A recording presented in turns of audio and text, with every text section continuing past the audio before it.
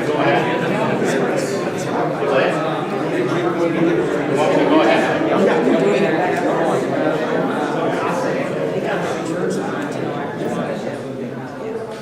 Hello? We're going to start the meeting.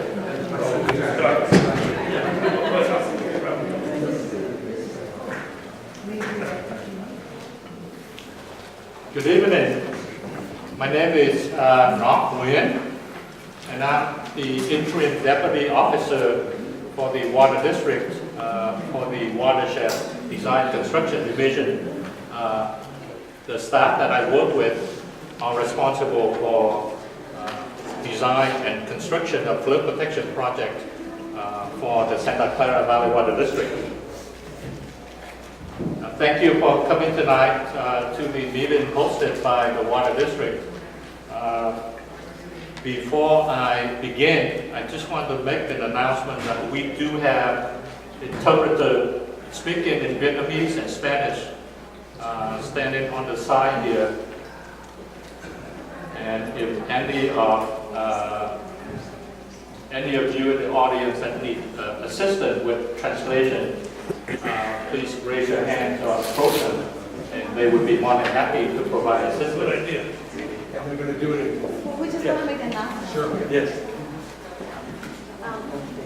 Tenemos intérpretes aquí en vietnamés y en español. Si ustedes necesitan el equipo necesario, por favor, se acercan a nosotros o adelante pueden recoger su equipo. Nếu quý vị cần nghe buổi họp này bằng tiếng Việt, xin mời quý vị ra nhận những cái ống nghe ngoài kia để quý vị có thể theo dõi suốt buổi họp này bằng tiếng Việt. Thank you. I do see 3 of our board members here tonight, so I just want to recognize them. Director Linda Lazat, Director Barbara Keegan, and standing behind me here is Director Tony Estromera. I'm going to invite Director Estromera to have some introductory remarks. Thank you, Don. Good evening, and thank you for coming to our public meeting this evening. I'm your representative here in District 6. It's my 21st year of service on the board. And I want to describe to you very quickly what we do, how we came into being. But first I wanted to express my sympathies and our collective sympathies to all of you who just went through this awful experience. Many of us on the board and at the district have had the same kind of personal experience in the past, and so we know what you've been through, and our sympathies are with you. And I believe that we need to do everything that we can to make you whole again, to get you back into your homes. Very quickly, a lot of people don't know what we do. They call us the Water District, but we do an awful lot of different things. About 100 years ago, we had a number of, there's a lot, as you recall, we used to be the Valley of Heart's Delight. And as an agricultural community, the way that we made everything green around here was by pumping from the aquifer. We overpumped so much in those days that our resource dropped 13 feet.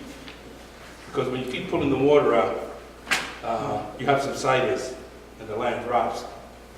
At that point, the people in our county decided that we needed to do something about it, and they created the Water District. There were 3 different districts at the time, and eventually those merged. And then later on, those 3 districts merged with the county flood agency. And so that's what we are now. We cover the whole county from one end to the other, and that's what we do. We basically have our missions are 3 basic areas. One is water supply, to import water and make sure that water is available, clean, and available to all the people of Santa Clara County, including making sure that we protect our aquifer. How we pay for those activities is basically by water rates.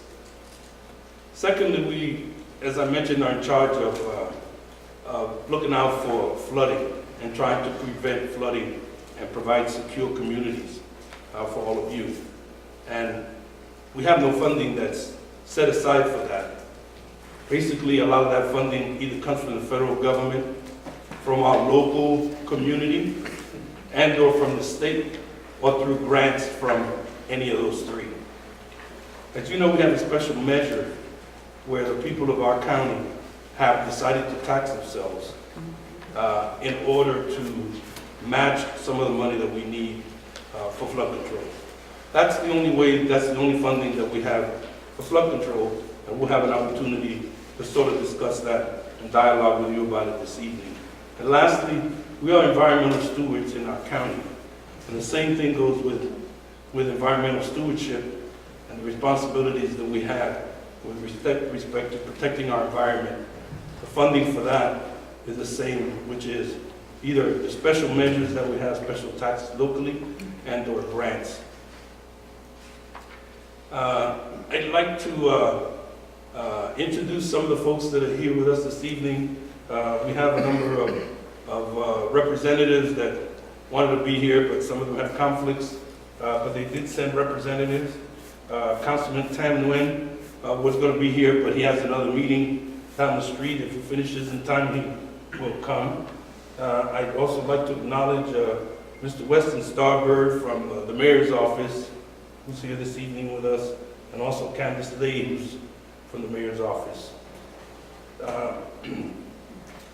Mr. Teddy Adair is here from Vice Mayor Magdalena Carrasco's office. And there are a number of people that also came from our staff and also from city staff, all of whom you'll have an opportunity to talk to, ask questions from. We have Mr. Kip Harkness, who's Deputy City Manager from the City of San Jose. I want to also thank him for being here tonight. We want to hear from you. We want to hear your questions and concerns. And as we go along, we'll have small groups in which to do that. I welcome your questions, and I, as well as my colleagues, the rest of our staff will be available for you. Thank you. Thank you, Director Ashamara. At this time, I want to turn the podium over to Mr. Chris Clark, who is the facilitator for tonight's meeting. Thank you. Good evening, everybody. Let me just give you a brief overview of the meeting. We'll give you some information first from both the Water District and the city. Then we'll break up into some small groups for about 30 minutes. And we're doing that for a couple of different reasons. The Water District wants to make sure that they get your comments and concerns and questions, and they want to get those comments and concerns and questions by everyone in the room today. And so the best way to do that is to have at least a period of time when we have small groups so that everyone, whether or not you speak Spanish, whether or not you speak Vietnamese, whether or not you're comfortable in a big group, whether or not you do best in a small group, you're going to have the opportunity to be able to give your input and to ask those questions that you have. All of those groups will report out, and all of those groups will have a district staff as part of that group. So there's a real attempt here to try to get all the information possible from all of you in the time that we have. If there's some available time, we can answer some easier questions or some ones that aren't as complex or complicated. We'll do that. But there's a real commitment by the district to make sure to continue to update the frequently asked questions that were provided in your meeting packet. And so within 2 to 4 weeks, yes, all of the questions that are asked today, if they're not answered tonight, will also be answered in written form by the appropriate Water District staff. You'll also have comment cards in your meeting packets, and you can fill those out. And it'll also be very clear to you by the time you leave the meeting, if it's not already clear, who you can contact at the district, right, and how you can contact them. So we want to make sure by the end, everyone's had a chance to give input and ask questions, and everyone knows who they can contact if they have further questions, and everyone knows how questions are going to be answered in the long term, if not personally and directly in written form. So that's why we're going to do it in smaller group. This is because there's been a lot of meetings on this issue. This is a smaller group than maybe some of the other meetings. The advantage of that is we can have a much more in-depth conversation. Just because when you have a smaller group, there can be more interaction between each other and district staff. I will also tell you that we will finish the meeting by 8:30. We have a commitment to doing that, and so we'll do that because people have other things that they're going to, etc. But I will tell you that the smaller the group, it's no great dishonor on a Tuesday night to finish a meeting a little earlier. On a Wednesday night. It's no great, well, on a Tuesday night either. But it's no great dishonor to finish a meeting a little bit earlier. So if we do that, then district staff is committed to staying after to have some individual conversations with people. And if we do that at 8:15 rather than 8:30 or 8:45, then we'll do that. All right? So first of all, we're going to have a district staff. Knock will give a brief presentation, followed by Kip, who will give a brief presentation, and then we'll break into small groups and have the discussion.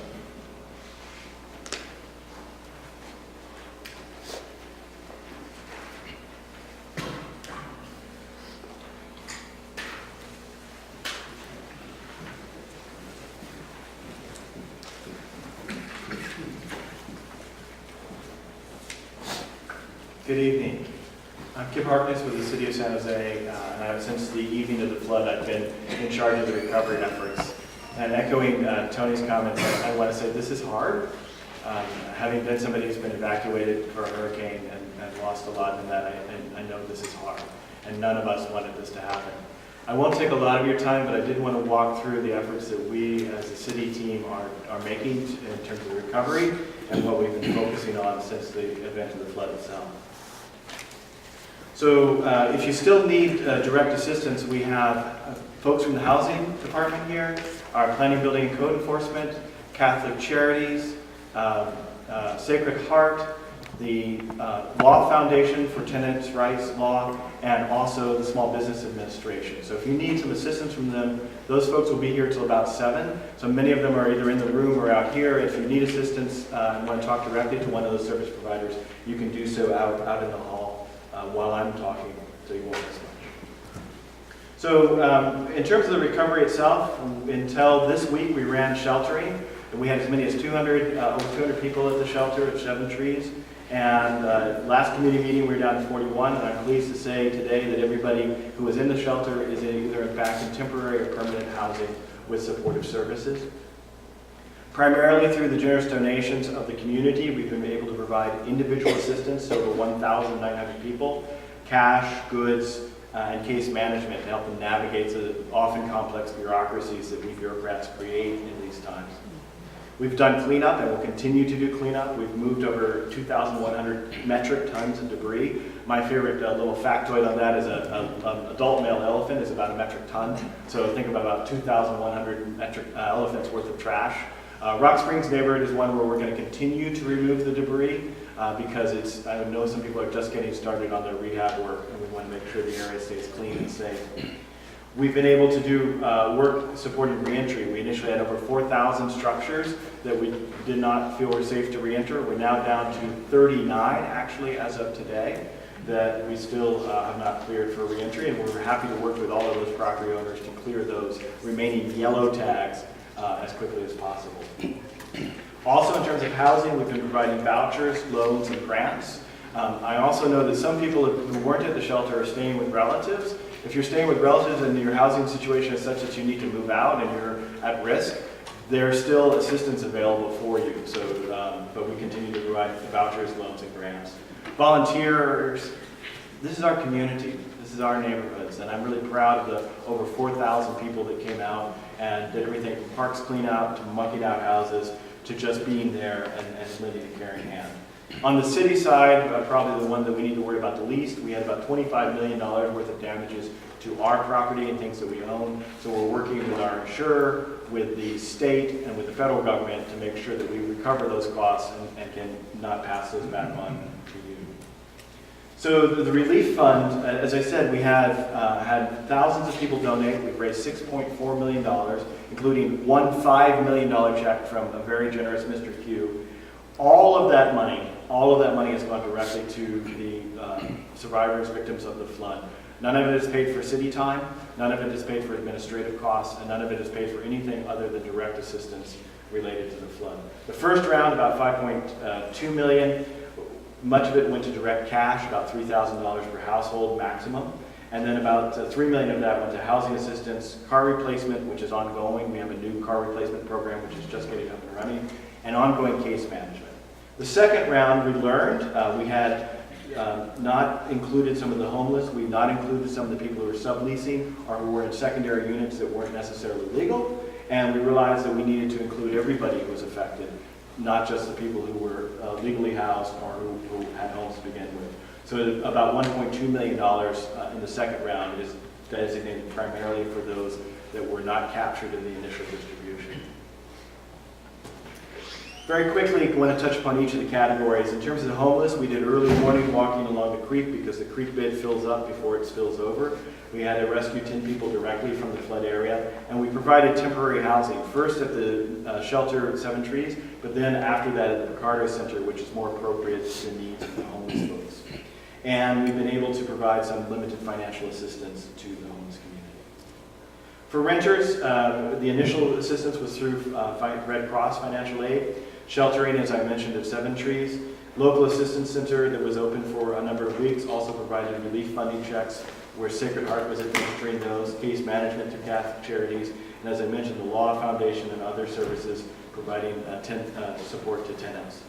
Property loans and property damages are handled with the Small Business Administration, which can provide loans to homeowners, businesses, or tenants. Not everybody will qualify. They're federal loans. They have some requirements, and we found that most successful have been some of the homeowners and some of the businesses. Coming soon, we'll be doing some employment help. We've actually successfully secured a $1 million grant to provide temporary jobs for some of the people who are unemployed during this. It's taking us a while to go through the federal paperwork, but as soon as we've got that program in place, we'll be employing local folks who are displaced by the flood or affected by the flood, who are also without jobs or underemployed. Homeowners, essentially everything that applies to renters, plus mucking out assistance and demold assistance. Some continued flood debris removal, construction and demolition debris, which normally isn't covered by a city, but we felt in this case was very important that as property owners were rebuilding, that they didn't have to bear the extra cost of taking that away. Some rehab loans and grants through the city, primarily in the mobile home parks, and expedited inspection, expedited permitting, and increased foot patrols and police presence. We've waived the permitting fees for all flood-related stuff, and we've made sure that we have dedicated staff. In fact, we met with about 50 of them this morning who've been supporting the expedited inspections and permitting. Landlords have also been available to have the muck out, the debris removal, the loans through the SBA, and the same expedited inspection assistance. Businesses, similarly, I particularly would make sure that people who own businesses know that they contact with the SBA, because they may not realize that they're eligible for those loans. They're very good terms if you qualify, and can cover everything from dip in business to covering some of the costs that your employees might have had by not having your business operating during that time. So we continue to provide recovery services, and we will continue to provide them as long as they're needed. City Hall is the main location now. The expedited permitting on the first floor, just walk in and you'll get priority service. Also up on the 12th floor, we have both the Small Business Administration and our housing programs. So that continues to be a point of entry. You can call our general line, 408-535-3500, and we can walk you through all of the services that are available or get you connected with case management or support. So I'll stop there and turn it back over to my colleagues at the Water District, and we'll be here and available to answer any questions that you might have. Thank you.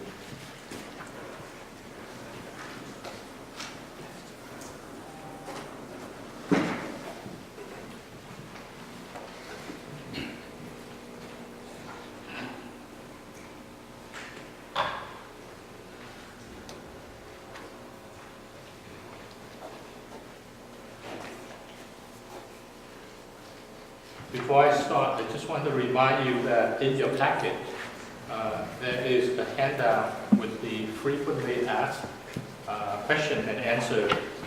Questions 20 to 41 were some of the questions that was asked in the previous meeting that we did on the 6th.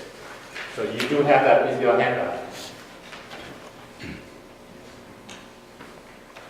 Before I start, I thought it would be a good idea to review for you how water flows in Coyote watershed. The map in front of you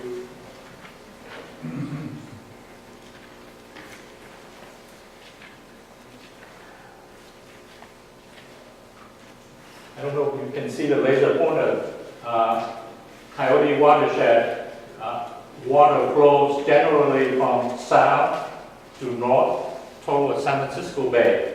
In the upland area, water drains into Coyote Reservoir, which then discharges to Anderson Reservoir. And from Anderson Reservoir, water is discharged to the main stem of Coyote Creek that flows generally from south to north towards San Francisco Bay. Coyote watershed is the largest in the county. It covers an area of about 322 square miles. About 16 major creeks drain this watershed.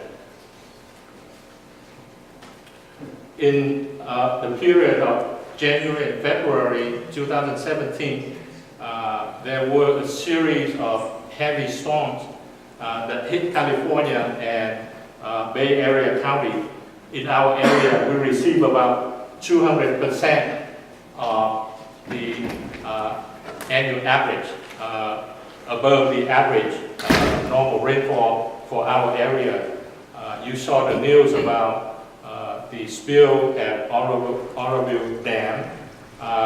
In our county, 8 out of 10 local reservoir spilled. That just shows you the amount of rainfall, unusual, very unique rainfall that we received this year.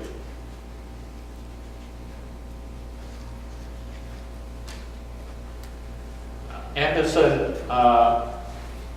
was about 50% full at the beginning of January, and the reservoir filled up to the brim within a month and a half. We saw record spill from Anderson Reservoir.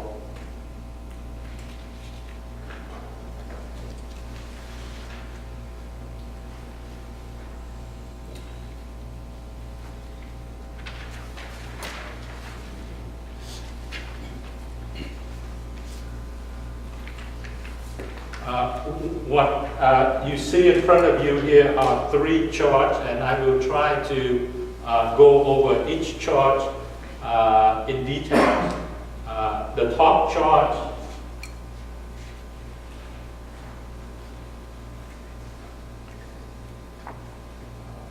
show the rainfall amount throughout the month of January and February. So you see on the vertical scale, it shows the amount of rainfall in inches. On the horizontal scale, it shows the date of the month. And the bar shows the amount of rainfall recorded. And you can see that there were a series of storms that hit our area in the month of January and February. The chart in the middle shows the storage in acre feet in Anderson Reservoir. Again, the horizontal scale shows the date of the month.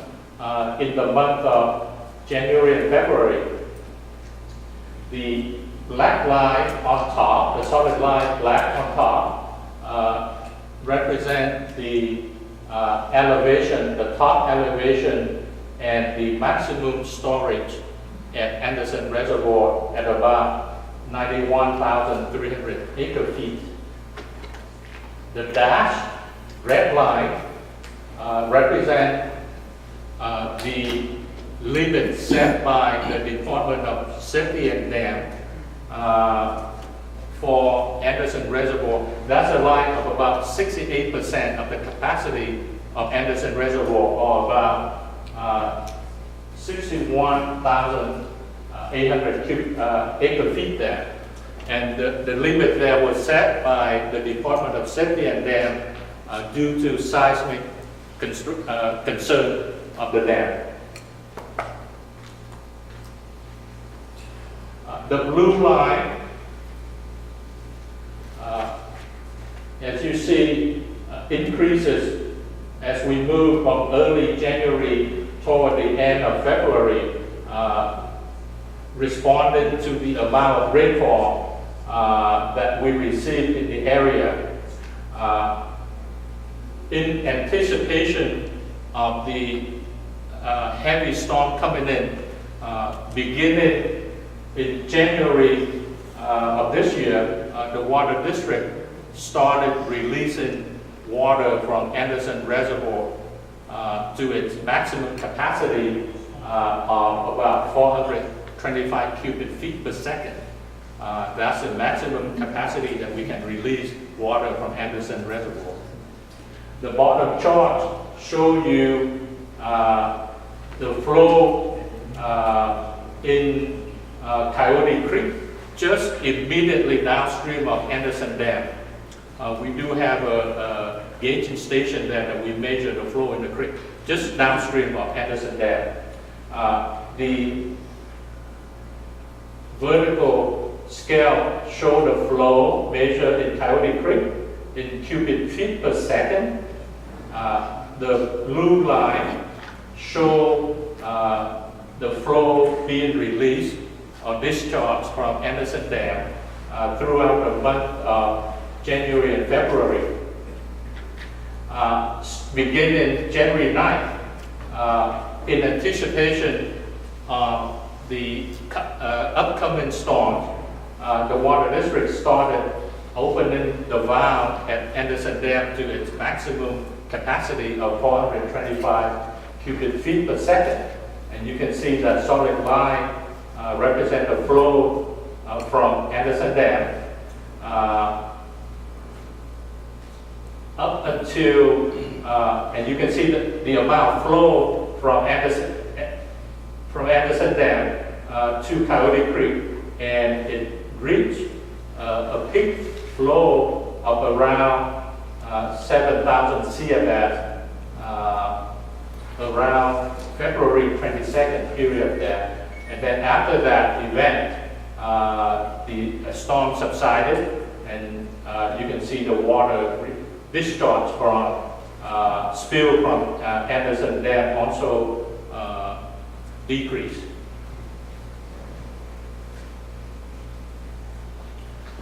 This chart is basically the blow up of the last chart that I just showed you. It's showing the flow through Anderson Dam to Coyote Creek. Again, the vertical scale show flow measured in Coyote Creek in cubic feet per second, and the horizontal scale show the date of the month.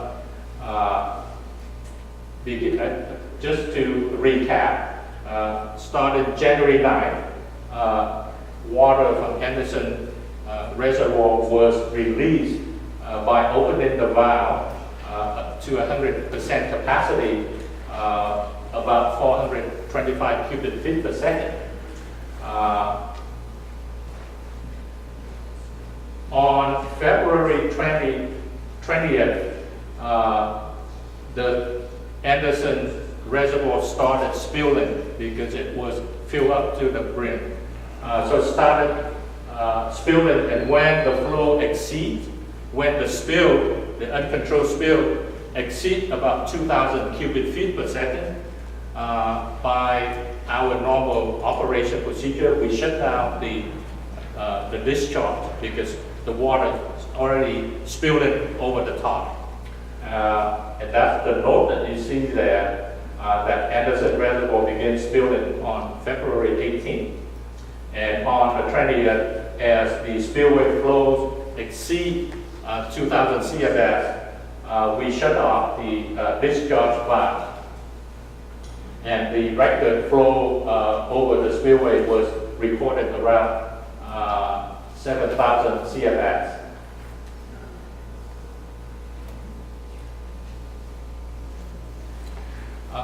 Anderson Reservoir was constructed mainly for water conservation, water supply purposes. However, it does provide some benefit for flood protection. The chart in front shows you that concept. The dashed line shows the input, the water that drains into Anderson Reservoir during the President's Day storm.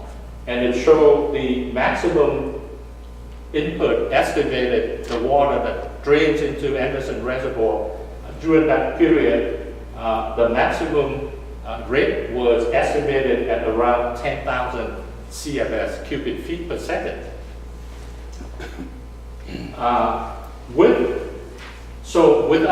Without the dam, without the reservoir, that input, that 10,000 CFS, will just make its way downstream to Coyote Creek, flowing through downtown area, making its way to the bay.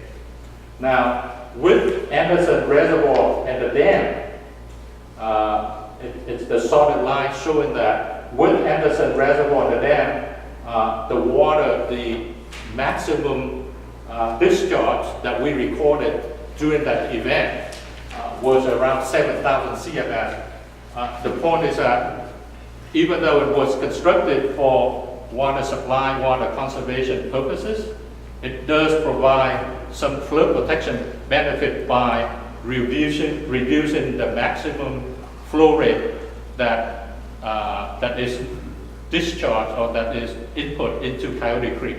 And in this case, you see that the maximum flow recorded through Anderson Dam in Coyote Creek was about 7,000 CFS, instead of the 10,000 CFS being released or being drained into Anderson Reservoir. So for coordination for the President's Day storm, the Water District participated in a number of venues or forums to get ready. We participated in area operational calls with federal, state, and local agencies. We coordinated with local cities and county to prepare for storms. We attended also a lot of information sessions from National Weather Service to get updates on the weather forecast and any flood warnings in our area. We, of course, then take that information and we talk with other agencies in our county to share the information, to provide updated information to get ready for the storms.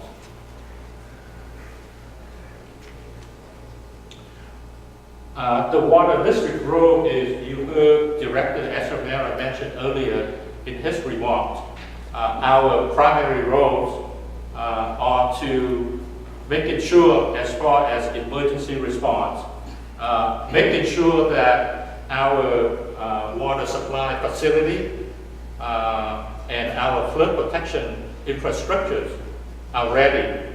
Our job is to maintain, repair, and make sure they are ready to function in emergency cases. The Water District owns right-of-way of about 275 miles of the total 800 miles of creeks in the county. So what that's saying is that we are responsible and legally to have the right-of-way to go in those areas to implement our functions of preparing for flood, to make sure that our waterways can carry safely the flood flow safely through the bay, to the bay. We monitor stream flow. We monitor rainfall. We get update information from other agencies that we share information, and we provide information that we have available to other agencies as they are making evaluation and getting their community ready to plan and to respond to storms. We activate emergency plans or center for the water district because we have crews that are assigned to different areas where there may be blockages or there may be concern with flow in the creek where immediate actions are needed. So our emergency operations are to share information with our field crew so that they can be dispatched and take immediate action. We also activate our emergency center also to share information with the county and other cities as well as they are planning and responding to emergency.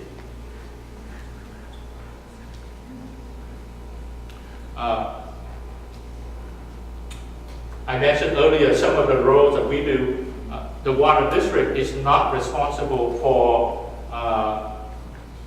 evacuation. We're not responsible for providing care, medical services, or shelter for the community. Those responsibilities, the responsibility you see on the slide there, are assigned to all the agencies, all the municipalities in the county and city.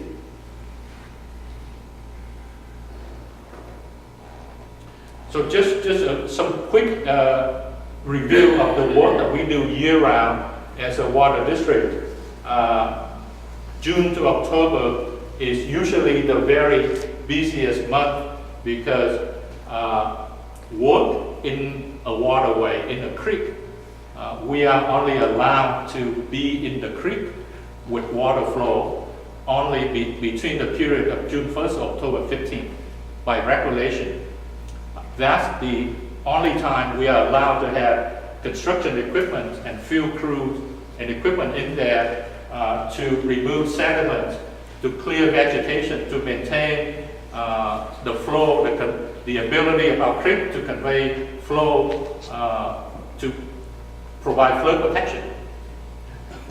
So this is work that we focus mainly between June and October of each year. From October to November, that's when we monitor on location based on historic information of our field crew, certain locations where trash or blockages can be a problem. The map that you see in front of you there, the red dot, just represent a number of hotspots in the county where our watershed crews monitor and make sure that they track and clear them to get the creeks ready for storm events. Also during October, November, our emergency operation staff participate. Sometimes we host, sometimes we participate with other agencies, city, county, state, and federal. We refresh on the coordination, the procedure. We do inspection, we do tabletop exercises, just to get ready, to maintain readiness, to respond, to make sure that our facility continue to function as designed during a storm event. Where do we go from here? From the lessons that we learned from the President's Day storm event. Already, water district staff already sat down. We are sitting down with city staff to look at how to improve our emergency action plan. So there is a work group already set up, and the agency staff are already sitting down together to review and to update our emergency action plan to make sure that we have very clear different triggers in there. And it's not just triggers, but we want to make sure each trigger has very clear, defined, specific action. So what does a trigger mean? What action that we have to take as a water district to maintain our creek and our water supply facility? What actions are associated with certain trigger for all the emergency response agencies such as city, county, police, fire departments? So the emergency action plan work already started. We are planning to have the emergency action plan at least for Coyote Creek ready for implementation by next year's storm. We will continue to, with our work to maintain the conveyance capacity of our creek. By that I mean the removal of vegetation, the removal of sediment. That is a year-round work that we do throughout the county, throughout the year, and throughout the county. We are also looking at some short-term action where we can get implemented in the ground in a very short time, between a year to 3 years. And these could be some quick fixes that we can work with the city and other agencies to implement on the ground. These actions, we have to make sure that these short-term fixes that we are proposing or going to be doing will not cause any flooding problem, make it worse for flooding problem downstream. Sometimes when you work on an upstream area to contain the flood, basically you make more flow going downstream, and if the downstream area is not ready, is not wide enough to receive and to convey that water, basically you make the situation worse for the people downstream. So we want to make sure that the short-term solution that we are proposing, looking at, will not induce flooding to the area downstream. And more importantly, the intermediate and long-term measures, we are going to make recommendations to our board directors to resume and to update the planning study of the Mid-Coyote Creek project, which extends approximately from Montague Expressway to Highway 280. Now, with the recent storm event, we are ready to make recommendation to our board to extend the upstream limit of that project. We would like to, at least right now, we would like to request to extend the upstream limit from Highway 280 at least to Tolly Road, just to make sure that we cover the Rock Spring area.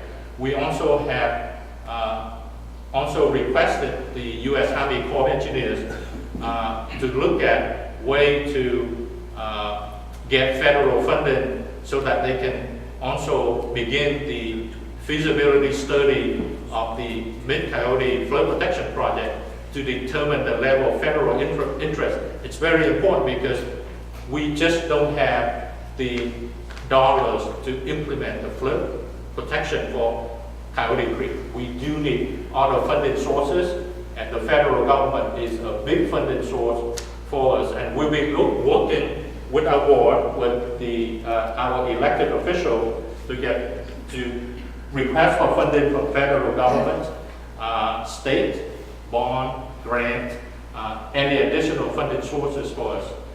And with that,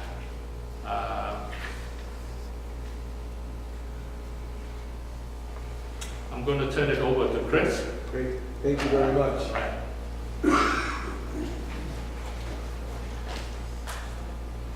Thank you very much. So the hope is that you got, a baseline of information about what happened and why and what the future looks like.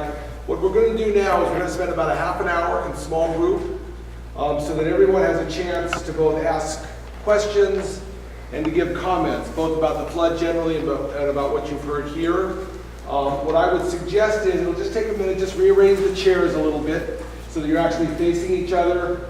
We'll probably do one small group here. So just again, turn the seats a little bit. We'll do one small group there, one small group here, and one small group here. The advantage of a smaller group is that there'll be probably a couple district staff in any of your groups, so you can actually ask some specific questions. So you just rearrange so that you're actually facing each other. Take a minute.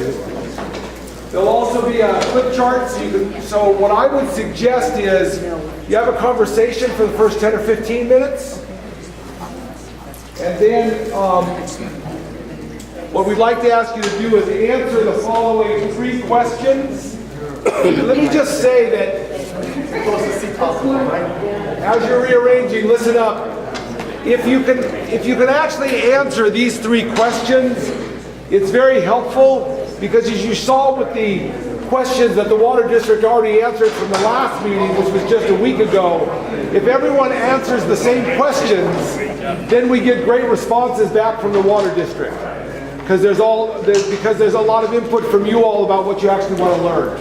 So the 3 questions are, what do you want the Water District to know about the flooding? What information do you have based on your direct experience do you want the Water District to know? This is one of the reasons why we do small groups, because if we don't do